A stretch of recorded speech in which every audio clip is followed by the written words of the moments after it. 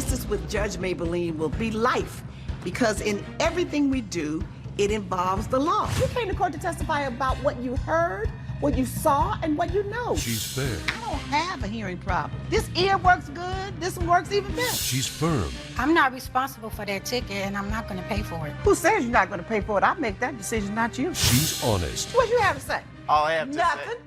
say. This is Justice with Judge Mablean. Deborah Swanberg is suing Frank Tague in the amount of $1,850. Ms. Swanberg claims Mr. Tague's tree crashed into her house during a terrible storm. Mr. Tague claims that the tree falling was a freak accident and that he helped the plaintiff pay for damages to her home. All rise. Court is now in session with the Honorable Judge Mablean presiding. Thank you, Will. You may be seated. In the matter of Deborah Swanberg versus Frank Tague, you're suing Mr. Tague for damages caused to your property by his tree falling in your yard, on the house itself, and destroying parts of the house. Yes. Now you want him to pay you for landscaping of your yard. Is that correct? Correct. Tell me what happened. So this all started when I moved in next to Mr. Tague. We are neighbors. And from the beginning, our relationship has been rocky. One of the first conversations that we had was him meeting my son, Billy, he's 4 years old, and him remarking that I should be married and that I should have a man to take care of me. And that he was surprised that I was able to pay for my house. Woo. So from then on, I knew it probably wasn't going to be the best of relationships, and it didn't stop there. He also has a large dog that will frequently bark in the middle of the night, waking up my child. His dog will get into my yard and ruin flowers and other things in my yard. I don't know anything about the dog getting into Miss Swanberg's yard. Of course you don't. So his dog causes trouble in my front yard. Additionally, he also has this big eucalyptus tree. And at first, he had a big eucalyptus tree. And at first, it was just the leaves that were dropping into my yard. And I noticed that these leaves had spots on them. So I'm always curious about what things are going on, and I want to make sure that everything in my yard is safe for my child. So I looked it up online, and apparently, based on what the leaves look like, his tree was most likely to be diseased. And I actually have a sample of those leaves from his tree, just so that you can see the difference between what it looks like having the spots on a diseased tree. It didn't stop at the leaves, though. I also had branches about 8 feet long fell into my yard. And mind you, my child plays in this yard. That's a safety hazard. And I approached Mr. Tague, telling him that this was a problem, and he said that I shouldn't worry about it and that he would take care of it. So, lo and behold, a week later, there's this huge storm that happened. It was at night. My child was in my bed with me because he was terrified. And then we hear a loud crash. And I end up going into the back of my house, and I see that his tree had actually fallen on top of my house in the back of the house, which is where my kitchen is located. So at this point, there's glass everywhere. I can see the outside from inside my house. So it was a problem. And I actually do have a picture here of what the tree looked like once it crashed into my house. So it crashed into the back of my house, it crushed my fence, and it ruined the back of my yard. So at that point, I had to pack a bag, an overnight bag, so that we can go to a hotel to stay for the night, because there was no way that I was going to stay in the house that night. And I did see that he was home, so I went and knocked on his door, and I said, Mr. Tague, you need to understand that your tree has fallen into my house.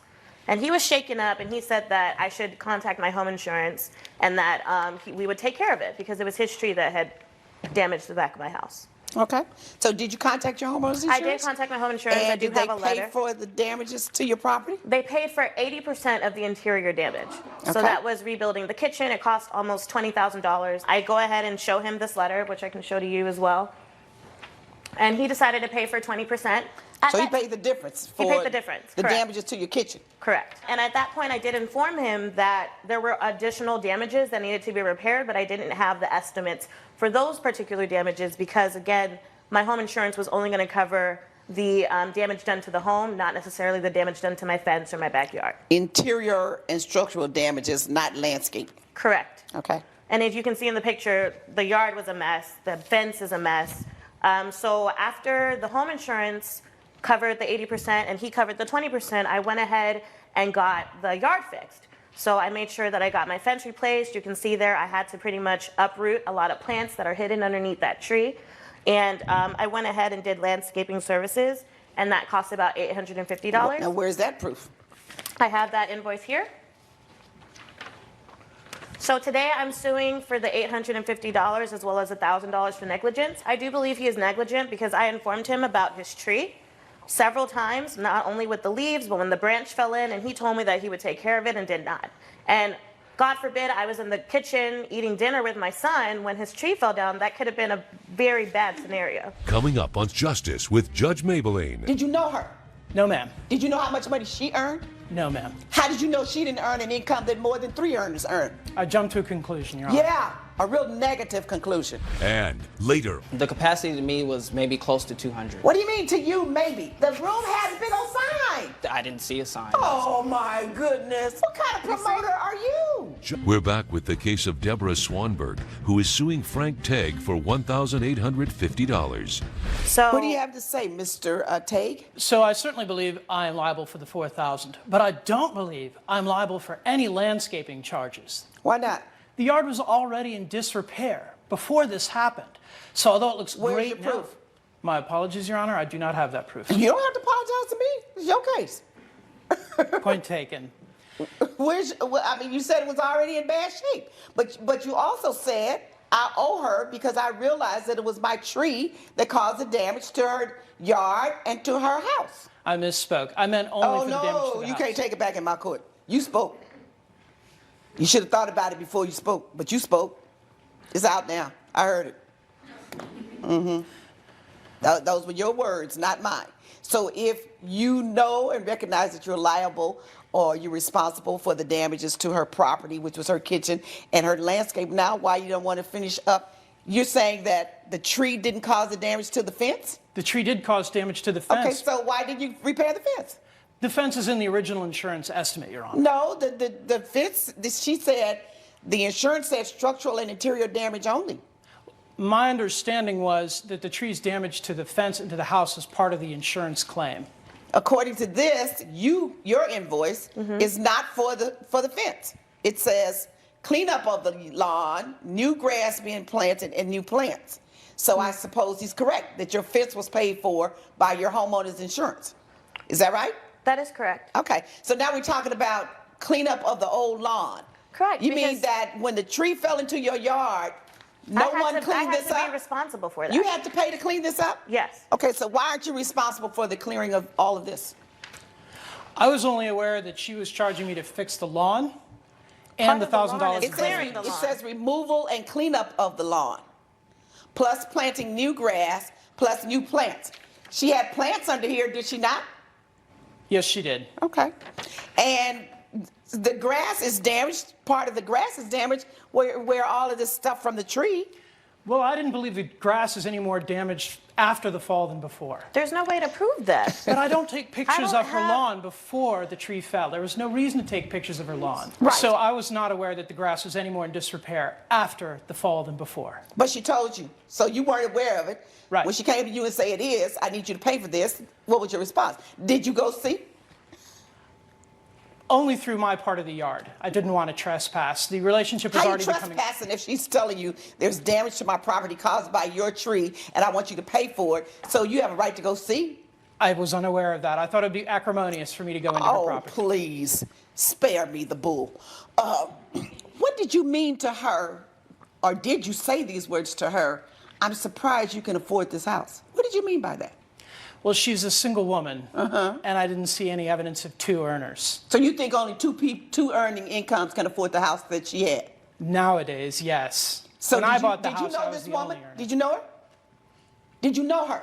No, ma'am. Did you know how much money she earned? No, ma'am. How did you know she didn't earn an income that more than 3 earners earn?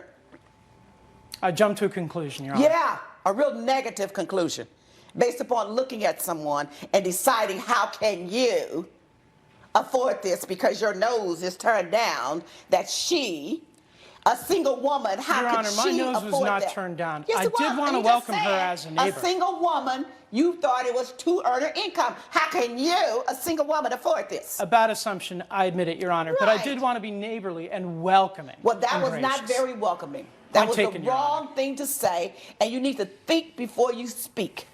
Point taken, Your Honor. Instead of talking about how can you afford this and where's your man, as a man yourself, are you single? Are you single now? I'm a widower, Your Honor. Okay, so you're single now, right? Yes, Your Honor. So, and an older man than she, why wouldn't you be concerned about, oh, is there anything as a neighbor that I can help you do since you're a woman alone with a child? That's the neighborly thing. I did offer to have my sister come by and babysit. Okay. If she needed a babysitter. Well, that's good. I'm glad to hear that. But how you gonna offer your sister to babysit? Because my sister... You know what? Here's what it is. My sister took care of my children when my wife died. I understand that, She's but you have to wonderful have respect for women. You can't order your sister's services for her. Oh, my sister loves children, Your Honor. Okay. Now, that was a neighborly thing to do. Yes, Your Honor. All right? Thank you. But think before you speak, because you could cause the greatest, arguments over stuff like that. So, all of this was an act of God in terms of the tree falling, except you had noticed prior to that there was something wrong with your tree, and you didn't do it. The least you can do is investigate and perhaps make sure that there's nothing wrong. Well, I was calling the tree trimmer to come and trim the tree, Your Honor, and I felt that would alleviate the situation. Right. Was to have the trees But now trimmed. you see that it was even worse. So, but if you owe for the beginning, you owe for the end. You got to take it all the way through. So, yes, judgment for the plaintiff for the landscaping, $850.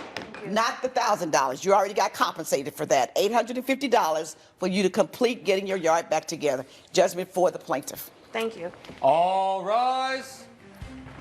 Judge Mablean has ruled in favor of the plaintiff. The defendant has been ordered to pay $850. I hope you like your new yard.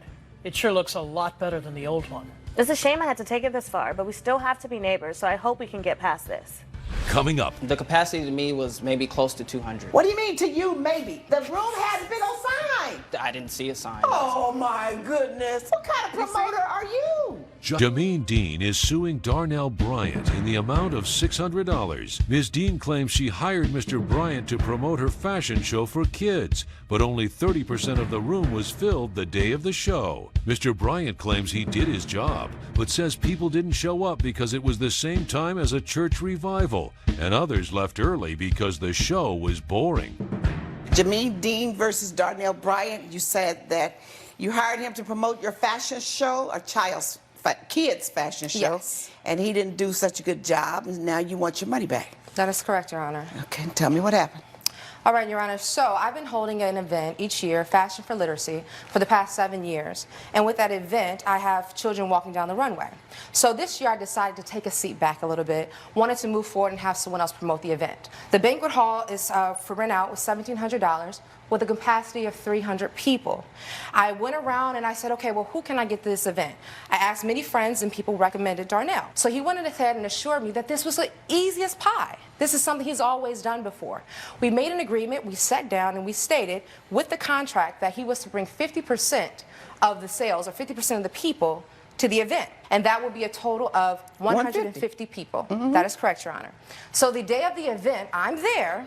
And I noticed not too many people there, but of course, it's Sunday, some people may run late. So I'm backstage, I'm getting ready, making sure my kids are in order. I go ahead and look out, and I'm telling you, I could probably count on 2 hands, almost, I'm exaggerating, of how many people there were. At the end of the event, we probably had a total of maybe 90 people, which 22 of them I brought. So I go ahead and I call him afterwards. I say, you know what? According to our contract, you were to bring 50% of the people there, 150 people, so now I would like my money. Let me see the contract. Did you make that kind of promise? I told her I can basically deliver. Did you promise to deliver 50%? I sure did. All right, so did you deliver? Yes, I mean, I delivered up to the closest. So if she says it was only 90, you say you brought your 50%, that should have been 150. So you say it was 150 people, you can't count and she can't count. What's up? Coming up. The capacity to me was maybe close to 200. What do you mean to you, maybe? The room has a big old sign. I didn't see a sign. Oh my goodness. What kind of promoter are you? We're back with the case of Jameen Dean, who is suing Darnell Bryant for breach of contract. There's a discrepancy in the amount of people and the amount of seats capacity for the room that was available. Okay, what's the discrepancy in the seating capacity? The capacity to me was maybe close to 200. What do you mean to you, maybe? The room has a big old sign. You don't have to guess. I didn't see a sign. That's Oh my goodness. What What kind of promoter are you? First you said it wasn't 300, then you said it was probably 100 something. Now you're saying 200, but you said I don't know what it was because I never saw the sign. It was roughly about 200 from what I seen. Did you see the sign? I didn't see a sign. Then you can't say anything. I didn't see a sign. Do you see what I'm dealing with, Your Honor? Right. But she never gave me, if you look on the contract, it doesn't specify. Let me read it. Sunday, March 6th. You agree the date of the event was Yes, Sunday, March 6th? Yes, and initially I informed her. And 50% of the room where the event will be held must be filled. And initially I told her that Sunday was already going to be a hard day I don't care what you to told bring her. people. And she still was, and she was still willing. She was still willing to do it. Okay, if you told her Sunday was hard, well, why do you sign the contract and agree to do it? Well, because anyway? I knew that I could still deliver, in which so I did on my part. Why didn't you? Okay, well, she gave me a flyer, in which I have here. I started promoting. I also went to church as well, because I have a big youth organization there, and they told me that there was a church revival on Sunday, in which I also informed her that we were going to lose maybe potentially a lot of numbers because there's a big church revival, which is like one of the largest church. That's just one of the organizations that I get my guests from, which it's a children's event. So with the youth being part of the church organization, that would be beneficial to her event. Judge Mablean's verdict when Justice with Judge Mablean returns. One of the things you have to analyze in deciding what your ability may or may not be to fill a venue is to know what the competition is and what other events are taking place that day that may pull on the same pool of people that you're looking for. Right, that's just a portion. The church is a portion. I just wanted to inform her that just to let her know if she still wanted to move forward. She said she already booked the room. So I said, I just wanted to inform you with that. Because at that point, she could have opted out. But I said, okay, why would I you still want to stay?